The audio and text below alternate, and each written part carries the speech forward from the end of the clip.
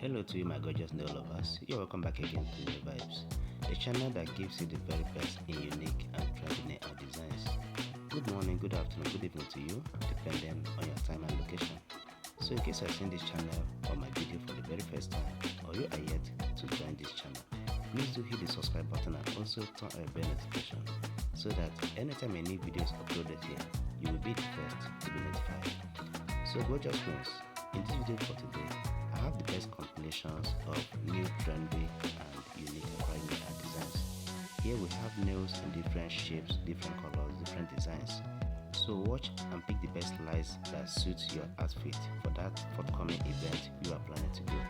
And as you watch the video, kindly support it by hitting the like button, okay?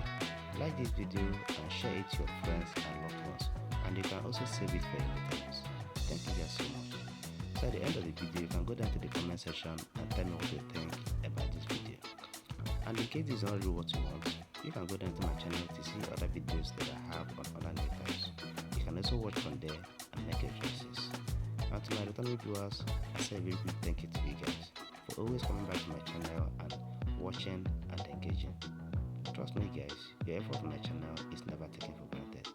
Thank you guys so much, as I'll be looking forward to seeing you again in my next video. Bye for now.